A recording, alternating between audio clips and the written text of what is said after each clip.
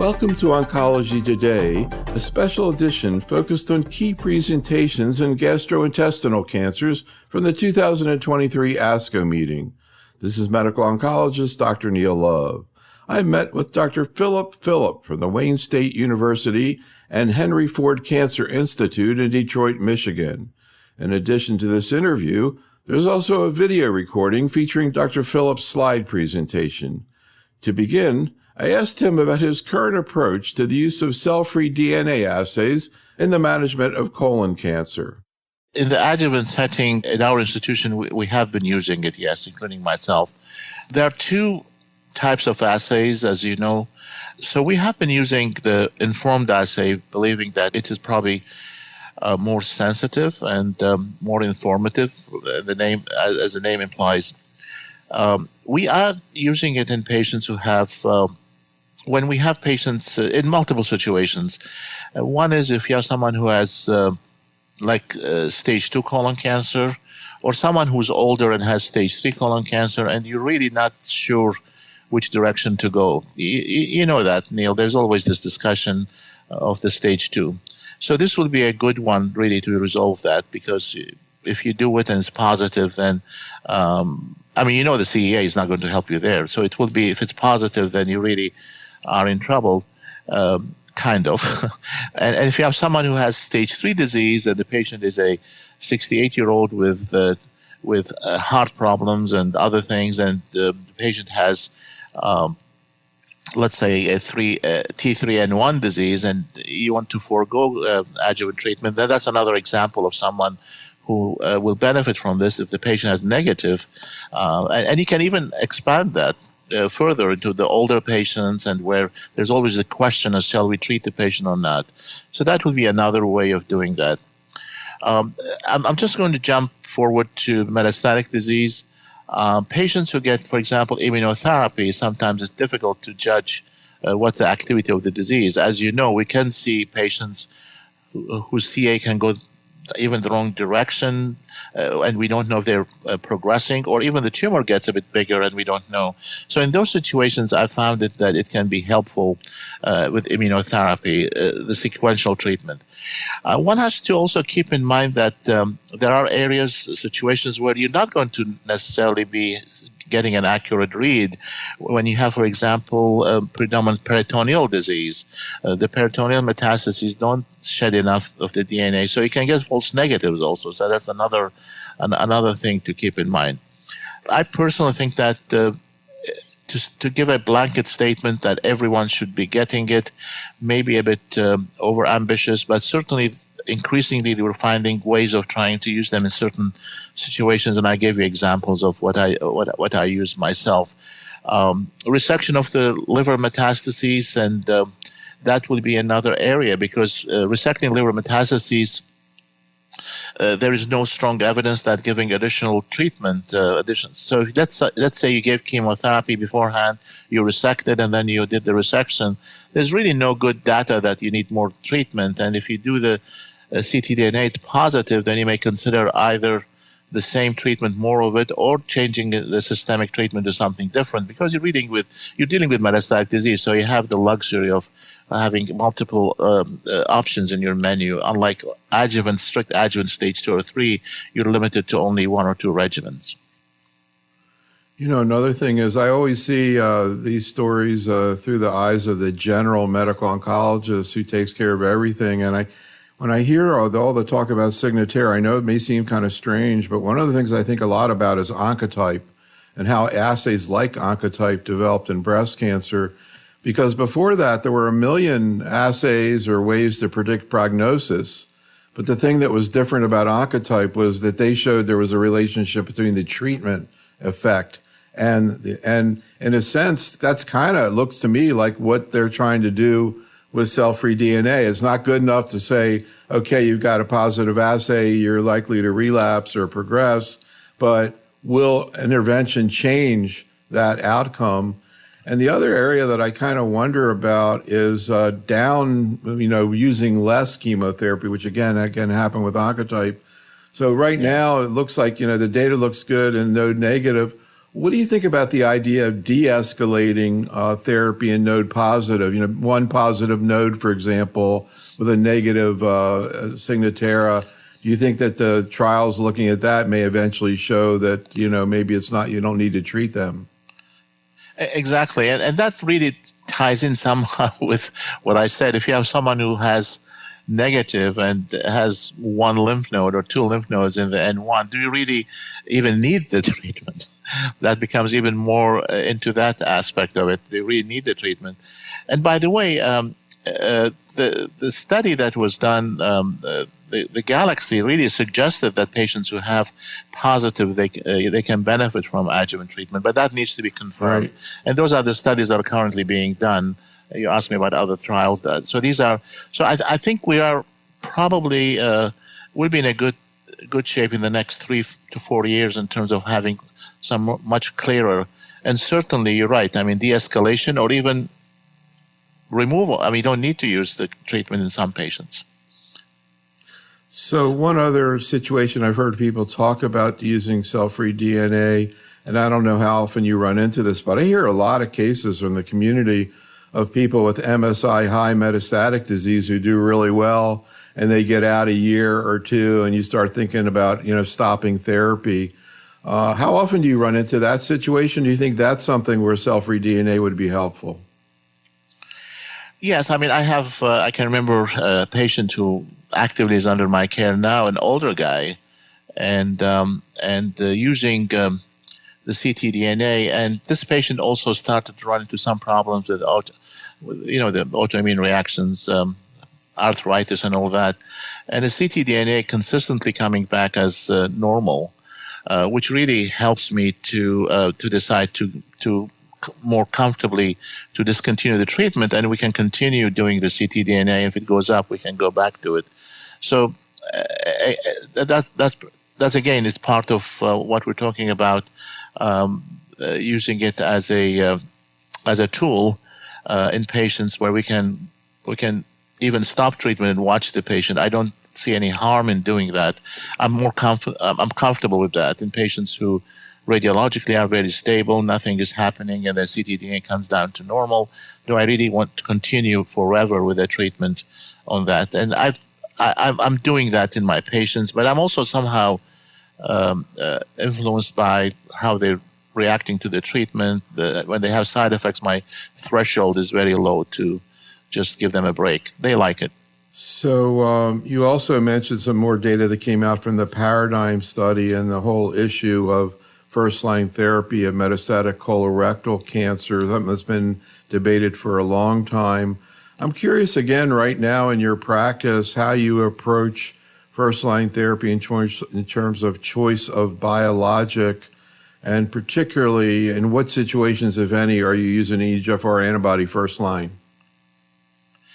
So in patients obviously who have right-sided colon cancers, I'm still using bevacizumab in combination with either FOLFOX, CAPOX, very infrequently FOLFIRI, or FOLFIRINOX, FOLFOXIRI if I see a patient with higher risk and younger and fit. On the left side colon tumors, I use the combination of FOLFOX and panitumumab myself. I've been using it for a while because of the data we have, and also the study that came from Japan, which I talked about, that clearly shows that there is a benefit and patients do better. Some people argue that you will get you will get a rash for a year. I don't see the rash that much, but then again, someone else now listening to this in Nashville will be saying something different, because I don't live in that area. I work in Midwest. I'm in Detroit, but I haven't really had the problems with the rash, and I'm very proactive for many years. I start with antibiotics from day -1, and we look at it very carefully. So I have been able to really navigate that without having too much of an issue. Let me ask you, you just referred to the geography. I thought that really just applies mainly to infusion reactions. Do you also see worse dermatologic toxicity geographically? No, I was referring to the immune reactions. The infusion reaction. And in fact, Okay, I was just trying to just mention it that right. In terms of the reactions. Because they have an extra problem there. Yeah. Right. So you also talked about data following up the Mountaineer study that really had such an impact on practice to look using tucatinib and trastuzumab, and also the Destiny trials looking at TDXD, both in HER2 positive disease. Can you comment a little bit about HER2 testing, though, in colorectal cancer? One of the things that you brought up in your talk that I hadn't thought about was the fact that you can't pick up amplification on NGS. But can you just provide an overview of HER2 positive colorectal cancer, how often you see it, and how you think about utilizing, I guess, TDXD is currently not approved, I believe, in CRC, although I don't know why. It seems like the data even more came out at ASCO. But I'm curious, assuming that is, I mean, you can potentially even access it now, but assuming you had access to both strategies, tucatinib, trastuzumab, the Mountaineer approach, as well as the TDXD approach, how do you think about sequencing them, and what experience do you have with those two approaches? So in terms of the prevalence of the HER2 you asked me about, it's like up to 5% of the patients have it. And as I mentioned earlier, it is enriched in patients who have RAS wild type and also BRAF RAS wild type, and also enriched in patients who have left-sided tumors. So that's as far as I can tell you from the epidemiology of or the frequency. In terms of sequencing, I have not used it in frontline treatment. So it's going to be second line and beyond. And the reason why I say second line is that there is also evidence that that HER2 positivity it also predicts for lesser response to treatment with anti-EGFR treatment. So the question becomes, if you have someone going into second line treatment, do you really want to try EGFR targeting first and then do? The short answer is I prefer not to. And for that reason, I always have my molecular data. I work on it even from the day I see a new patient with stage 4 disease or recurrent patient. I always have that so that I know how I'm going to really look at the patient longitudinally. So when I come to second line, I will be thinking of HER2 treatment. This is the way I look at it for the reasons I gave you. At this point in time, tucatinib and trastuzumab is FDA approved, and I think it makes sense to use it at that point in the second line. And in those patients in the third line or fourth line, I would still consider using the deruxtecan. And I'll give you another reason for that. When you're thinking of tucatinib and trastuzumab, you're thinking of inhibiting a signaling pathway more than anything else, because that's what you're doing. You're using non-chemotherapy, non-cytotoxic treatment.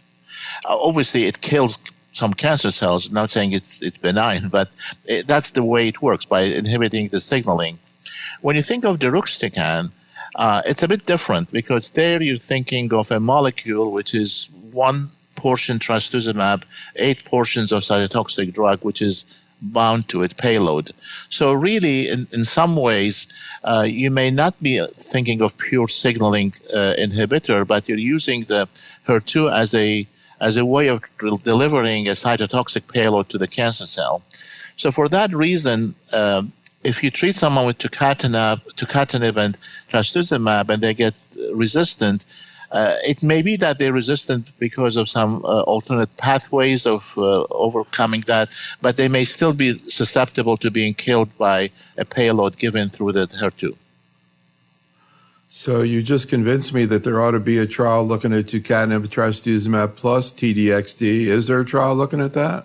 I haven't heard of one, but it could be someone is doing a small trial somewhere. But I don't know if there's a large, prospective trial being done in the way we think of trials. I haven't heard about it, but that doesn't mean that it's not happening. In terms of TDXD, of course, one of the issues there, it's obviously used in breast cancer, lung cancer, upper GI cancers, and you commented on it a little bit, was the issue of interstitial lung disease. And it kind of course, breast cancer has a lead on everybody else. And in breast cancer, it seemed like the earlier you use it, the less ILD you see. Another thing that you see at breast cancer is they're very aggressive about looking for it on imaging. They do, CT of the chest in asymptomatic patients, for example. How do you view that issue and that risk in patients with colorectal cancer and, for that matter, upper GI cancer? Yeah, I personally, in majority of the time when we do scans anyway, every 2 months we do the whole body scan. So it's very unusual for us to not include the chest, although we could not include the chest, but we do as a habit.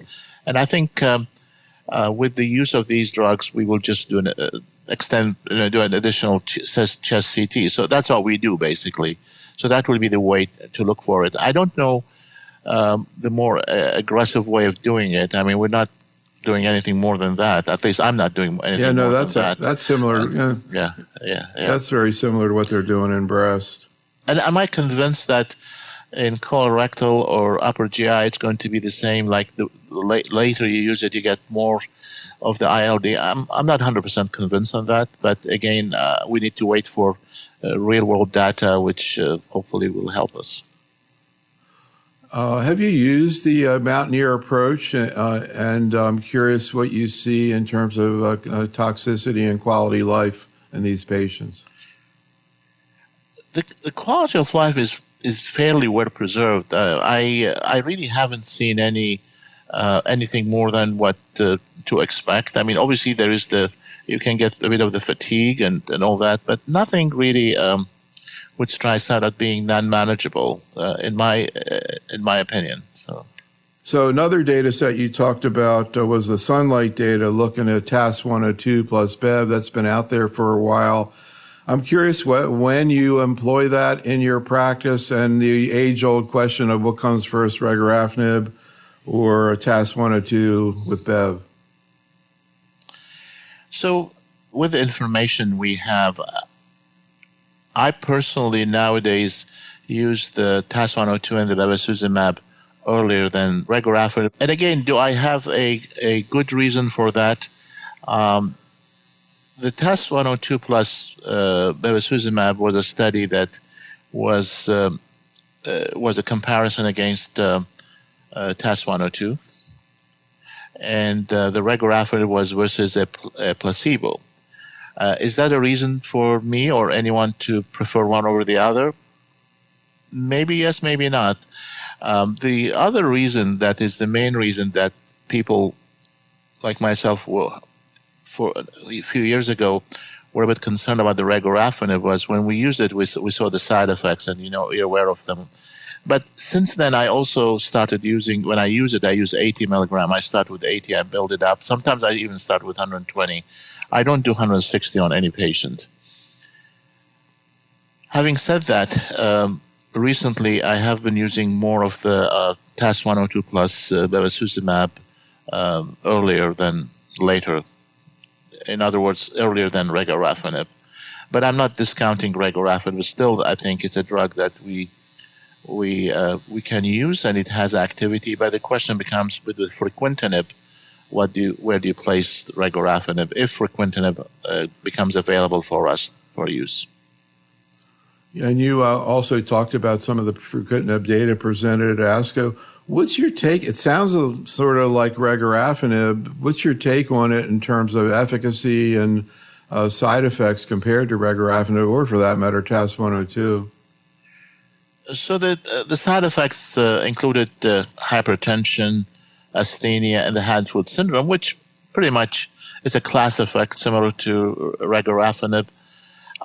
The issue is whether it's a more potent VEGF-1, VEGF-R1, 2, 3 inhibitor. Maybe that makes it more, has better anti-tumor activity. Again, it's really difficult to say. Again, it was a comparison against placebo. It wasn't against regorafenib. It is an option. And sometimes with these tyrosine kinase inhibitors, you never know. I mean, it may be that if you use regorafenib, patient fails, you go to fruquintinib or vice versa. We've seen those things happening. So having another drug won't hurt. So you also talked about some more data following up the use of zolbetuximab in gastric cancer. Can you talk a little bit about right now what your current approach is to the management of gastroesophageal cancers? And do you think that zolbetuximab is going to be approved? And if it is, how do you think? How would you integrate it into your practice? So my current algorithm starts with testing for a couple of key biomarkers, which include HER2, as you know, and also microsatellite instability. Those really get me into the initial entry into the plan of a patient. Certainly, if they have HER2, then I go for the combination chemotherapy plus trastuzumab plus pembro. That's been our standard for a few years now. In those patients in the second line, I will go for paclitaxel and ramucirumab. But again, in those patients, one may also have to have an open mind into maybe not so much second line, but the third line. Do you really go back into using an anti-HER2 treatment? And these are situations, Neil, where we have to really train ourselves to start using the serial molecular testing to really direct where we go. Could be another biopsy, or it could be another ctDNA testing to look for the HER2. In patients who do not have HER2 overexpression, then my standard of care will be a doublet of oxali and fluoropyrimidine plus nivolumab. Although I don't think that pembrolizumab would be giving a different thing at this point, but because we've started off with nivolumab, that's what I use, and that would be the way I will. If I give the treatment, I would go for 6 months of therapy, maybe, if I can do up to that point, and then I put them on the nivolumab on its own as a maintenance treatment until they have disease progression. And that would be, now there is a study that's going to be open nationally looking at the doublet, FOLFOX or CAPOX versus FOLFIRINOX. The question would be whether if you upgrade your chemo to FOLFIRINOX and with the immunotherapy, you'll get a better outcome. That study is not open yet, but it's approved by CTEP to go ahead, I think, within the next few months or something like that. So that will be my approach. In patients who have MSI high, as you know, there will be, again, small number of patients. Those patients, I would probably go for chemotherapy plus an anti-IO. Now, do I know which chemotherapy works best, or do I really think that do I need the IO or I don't need the IO? That's a question unresolved. It's unlike colorectal cancer, where we have some good data on that, Keynote 177. So back to your question about the Claudin. I think the Claudin will really, in my opinion, I see this becoming another option for us in the frontline setting with a couple of caveats. One of them is that we need to have a reliable test. We need to have a test approved. I think that's what's going to happen. You need a test approved by the FDA or CLIA-approved test.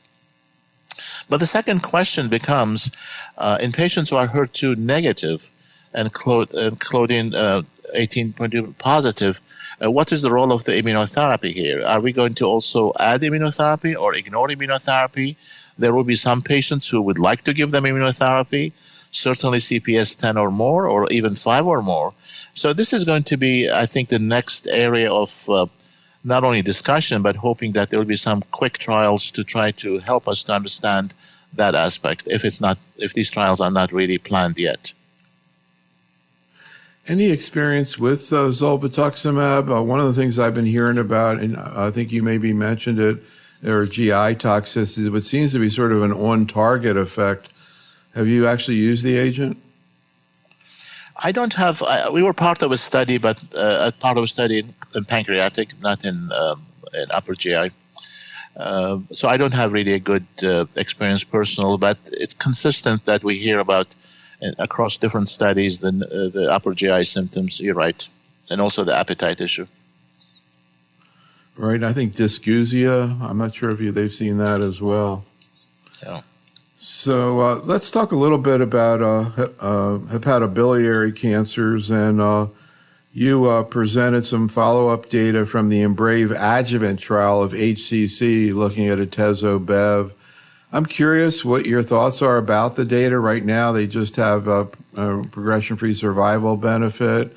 From looking at the data, is that something that you'd like to use or you have used? So the primary endpoint was relapse-free survival, looked at independently, and certainly there is a nice separation there. So, in my opinion, in patients who still have especially the high-risk patients, still have a significant risk of relapse, I would use it. I've used it. I mean, in our institution where we have a large liver program, we started using it in the adjuvant setting, yes. And we're used to the side effects. Obviously, we're used to the side effects, how to manage the combination from use in the advanced disease. And the same thing, if you have patients, you can't give it to them. Here, the issue of the esophageal variceal bleeding will be less of an issue, but still, there will be patients who you cannot give because of the immunotherapy. They cannot take it because of autoimmune conditions. So I'm kind of curious, in these patients where you're thinking, or, adjuvant therapy where they've been treated with surgery for cure, whether it's surgical resection or transplant. Of course, transplant, they're not going to get an IO. But I'm curious, what fraction of these patients are cured just by the local therapy, roughly? The fraction that is cured by local therapy, when you say local therapy, you're talking about resection surgery or ablation. So surgery or ablation. You're not talking about transplant. The resection, the cure rate in those patients is around just under 20%. It's a low, but again, you have to relate it also to a number of factors. This is not really that simple because you have to relate it to, apart from the size of the tumor, also the other factors like Charles Pugh and all that. So, but it's up to 20%. You can, if you have well-selected patients, you can have a cure rate of around that number. So another data set that you commented on was from the Himalaya study, the first-line trial looking at tremelimumab and durvalumab, anti-PD-1, and anti-CTLA-4. Of course, another option that came out after atezo-bev.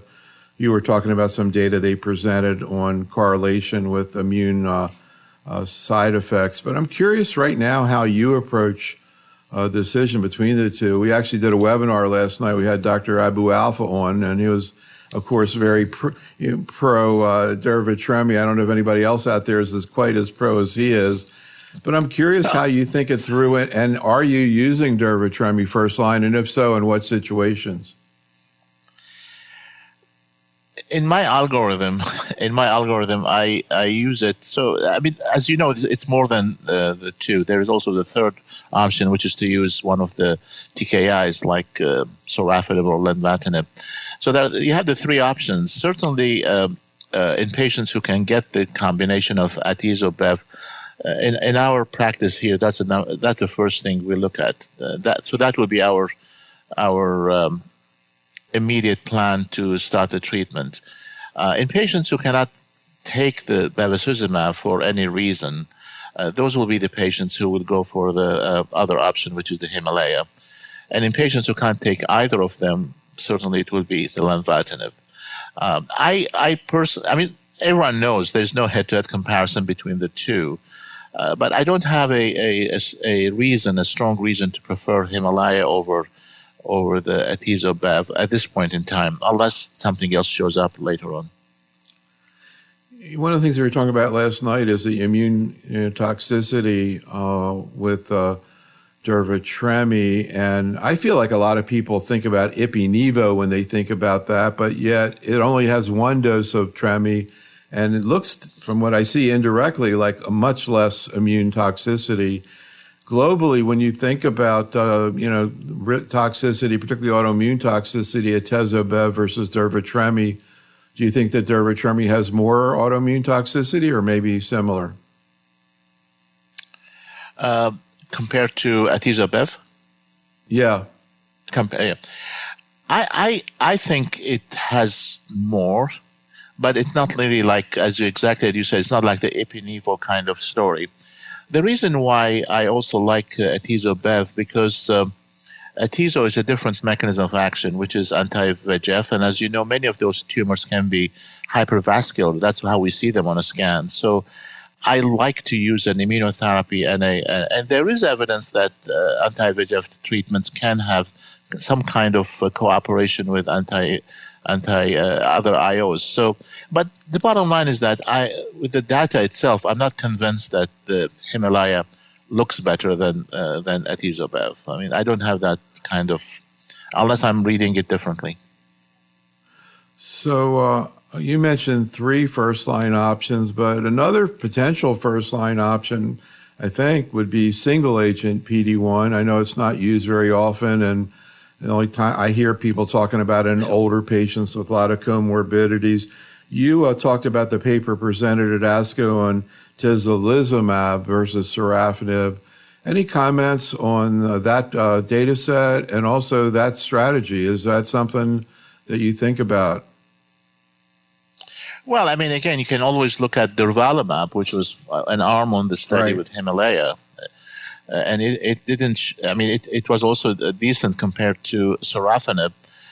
Certainly in patients who you cannot give a TKI, a single agent immunotherapy will be an option. And maybe I should have taken that into account and said there are 4 options.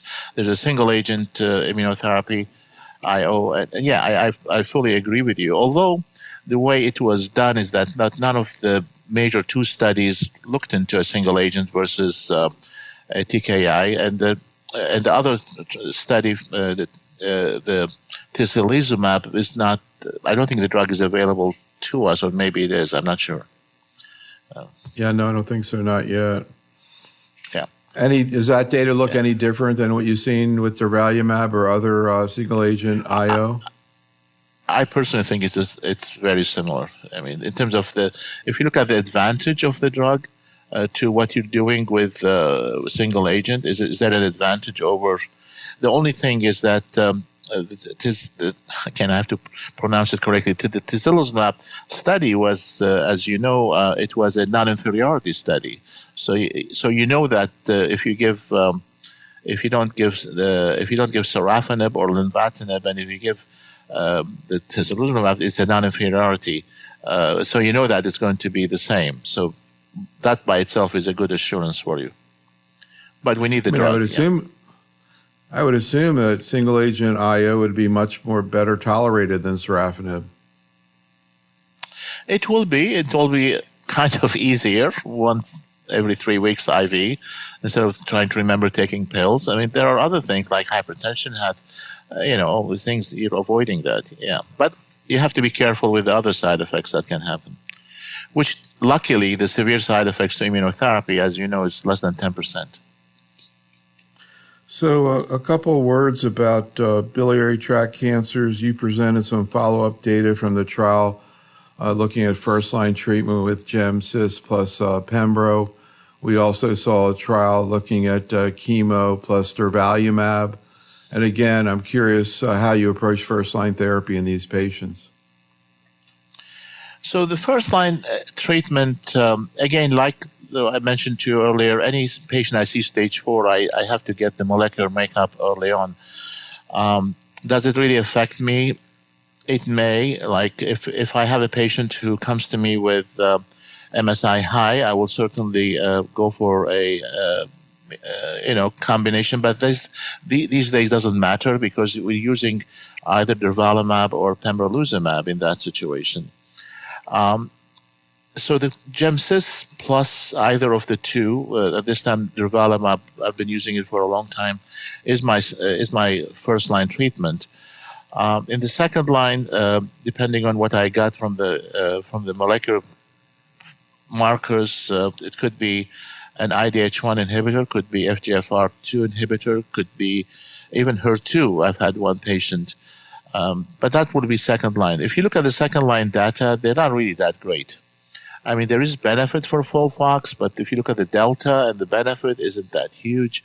I can always use it, the FOLFOX or the Naliri. There was a study, NIFTY, which had the liposomal irinotecan. I can always use it maybe third line, but in the second line, I will definitely, in someone who has an opportunity, I will give them a targeted agent. So that would be pretty much my approach to the patients. So you mentioned HER2, and again, you reviewed data looking at, first of all, what I call the Mountaineer type approach of trastuzumab, tucatinib, but also TDXD and biliary tract cancers. It looks like both of them have activity. What's your take of those? And again, how are you thinking about if and when to utilize them in your patients with biliary tract disease? Yeah, I think it's a bit more difficult in biliary tract because we will not see that many patients to establish a good personal experience on sequencing. I think at this point in time, for me, it's the availability. I don't know if I have access to the antibody, zanidatamab. In my patients, I would be using more the tucatinib if I can get access to it, or even the deruxtecan. Trastuzumab, depending on which one I can get access. It's a bit difficult for me to say how to prioritize which one. So let's finish out talking about pancreatic cancer. And of course, we had the big phase 3 trial looking at Nalirifox, so sort of like FOLFIRINOX, except with Naliri. From your point of view, what were some of the key findings in that study? And is that a strategy you'd like to utilize? Yeah. So as I mentioned earlier, the superiority of the three drugs was there. The response rate was like over 40%, close to 42%, which was more than what we saw with the gemcitabine nab-paclitaxel, which is around 30%. So certainly, you see even a better objective response in that situation. The difference in the survival was there, as you know, but again, this combination did not show any benefit over the regular FOLFIRINOX, which is based on the French study. But things have changed over the years. We don't use even the original FOLFIRINOX. When people use modified FOLFIRINOX, nowadays they're getting rid of the 5-FU, and then also they're using lower doses of the irinotecan, could be 150 or 140 in the original FOLFIRINOX, which was higher. The question is, how does this Nalirifox fare against the modified FOLFIRINOX, both in terms of efficacy and also in terms of side effects? But the experience with the Nalirifox has shown that it's more tolerable than the regular full-dose FOLFIRINOX. As I said, from that perspective, it makes sense to use in patients who are a bit older, maybe performance status was a bit borderline, with patients where we never used the full FOLFIRINOX. And also, it may go into the earlier stage when we use it before surgery in those patients. But I think it's not improving the survival of the patients beyond what we already have. It may improve the tolerability and utility in older patients. That's as much as I can tell about this regimen, the Nalirifox. So I know as you mentioned, there's not a direct comparison, but what's your take on, first of all, the efficacy and tolerability of Nalirifox versus FOLFIRINOX as it's currently being used? So I would say that in terms of the response rate, based on this phase 3 trial, it looks like the response rate you may get a better response rate. So that's one thing, because with the FOLFIRINOX in this modified form, I don't think we're getting response rates up to 40%. That's my impression. So in terms of the response rate, we are seeing better response rates than the FOLFIRINOX, and certainly we're seeing a better response rate than the gemcitabine nab-paclitaxel, as you well know. In terms of the side effects, there is diarrhea, but in my opinion, the diarrhea the severe diarrhea is less than what is seen with the FOLFIRINOX.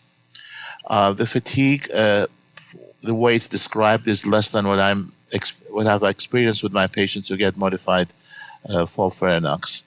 The neutropenia, I think, is probably going to be comparable, maybe a bit less. But again, that's a dose effect, and with longer use of the modified FOLFIRINOX, we may decide that the neutropenia is maybe not that much different. The neuropathy is probably also an improvement of what we see on the FOLFIRINOX, largely because we're able to use a lower dose of the oxaliplatin. There will not be a head-to-head comparison. I'm just giving you my what I read about the study in terms of the outcome and what I experienced myself with FOLFIRINOX in my daily life. So can you kind of provide an overview of how you decide on first-line therapy now and whether or not that would change if NALIRIFOX were, if you could give it? So at this point in time, the first-line treatment is very much dependent on patients' a number of things. One of them is patient's age. There are patients who over the age of 75, my use of triplet, let's call it triplet, it will be much, much, much less. In patients who have borderline performance status, like they're 2.5, obviously I won't use it. Patients who have 1.5 or 1.75, then I will use the triplet, provided they're not that old, obviously. And the other thing would be the issue of the liver function, because if they have a bilirubin that's elevated, it's not good for irinotecan. It's also not good for nab-paclitaxel, as a matter of fact. So these are the major things. And the fourth one, which is also an important one, is when I talk to the patient. That to me is also very important. And the issue of the triplet that always requires a port, and the doublet that I might even be able to start without the port. So these are things that really make a decision on what you're really wanting to do. And the fifth factor is that if you want to put them on a clinical trial frontline, as you know, some clinical trials are combinations with one, like a triplet. The other one may be a combination with the doublet. So there are a number of factors that really go into this. If I'm expecting someone to start chemotherapy and maybe for some reason, like locally advanced unresectable, and I think that there's a possibility of resection, then obviously it's a triplet. But here, your question is about metastatic disease. So this will be really very much the way I do it. Now, your other question is if NALIRIFOX is available, would I use it? And if it's on my formulary, I would use it because I would like to gain experience with it. Because I still think that the mechanism of action of the liposomal irinotecan and the ability to reduce the dose of the oxaliplatin is attractive, because in the longer term treatment of patients, maybe the side effects will be, even if they have progression of disease and they leave the triplet treatment, if they have less of the neuropathy and other things, it might allow them additional treatments without being bothered much. But if they leave a treatment and they have significant neuropathy, then the second line treatments will be difficult. So if I can see that thing happening, that would be a plus for the NALIRIFOX. So what about when you use a triplet in the neoadjuvant setting? Any preference? So in the neoadjuvant setting, I think it will be the same principles we're talking about. Usually in the neoadjuvant setting, by definition, patients are a bit younger. So if you're talking about triplet more than a doublet. In fact, most people will never think of using a doublet in the neoadjuvant setting, so it's a triplet. And it will be the same thing in terms of patients getting them through the treatment. In the neoadjuvant setting, it's very important for them to get treatment, enough exposure, because they are potentially curable. So the quality of life and all these things become even more important. When you're treating metastatic disease, you may drop one of the drugs, you may do things for the quality of life, but in the neoadjuvant setting, the quality of life will be much more of an issue than metastatic disease. And in fact, if you look at the studies that do adjuvant therapy, one of the downside of adjuvant therapy in this disease is that you can't complete more than 50% in a fair number of patients. And that's the concern with the current treatments. But if you have a treatment that is more friendly with quality of life, it's very important because these patients are potentially curable. So one final question. We didn't talk about this topic, but I'm just kind of curious because we seem like we talk about it all the time in so many other cancers, which is the use of PARP inhibitors in pancreatic cancer. I haven't seen anything particularly exciting or new in that arena, but I'm just curious right now because I feel like we're talking about it all the time in, breast, prostate, and of course, ovarian. I'm curious right now how you're approaching the use of PARP inhibitors in pancreatic cancer. Yeah, so I have a number of patients under my care as we speak who have BRCA1 or 2 mutations. And my approach is very simple. I start off with a platinum-based treatment. And I'm saying it platinum-based for a reason, which I'll come in a second. And the platinum-based treatment, at least 4 months, they have at least stable disease. In those patients, I will go for a PARP inhibitor, which is olaparib, which is one I have access to. There are also some clinical trials out there, and there's one which is being done by SWOG, and I'm part of it, which is olaparib plus minus pembrolizumab in patients who are. And there's also a study which is being done by Alliance, and it's a chemotherapy, whether adjuvant or perioperative, in resectable disease, and if they are BRCA positive, then they go on a PARP inhibitor, olaparib again in this situation. So this is really what I do. When I say platinum-based treatment, because sometimes you see patients whose bilirubin is stuck at a 3 or a 4 or something, and you can't give them FOLFIRINOX for the reasons I gave you earlier. In those patients, I use gemcitabine and cisplatin. And I see good results with it. In fact, gemcitabine, I think, is a very good combination for patients with BRCA mutation.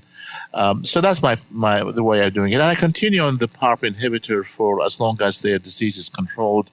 And then when they get progression, obviously, we change. Yeah, that adjuvant study is very interesting. I can imagine having a BRCA germline patient. And that's, even in, borderline resectable, it must be tempting to want to use a PARP inhibitor. I understand the logic of the trial, but it seems compelling that it's such a desperate situation. If a patient said to you, I don't want to go on the trial, will you give me a PARP inhibitor? Would you do it? So we're talking about someone who goes through resection and gets chemo before and after, or before or after, or whatever. Right. I had to make a recommendation on a patient, an international patient, 6-7 months ago, and my recommendation was to take it. And I tell you what, Neil, think about it. God forbid if I'm the patient. Those patients, they don't get, most of them, they don't get cured, right? So I would do anything possible. Yes, I would recommend it to a patient. In a situation like that, I personally would recommend it. This concludes our program. Special thanks to Dr. Philip, and thank you for listening. This is Dr. Neil Love for Oncology Today.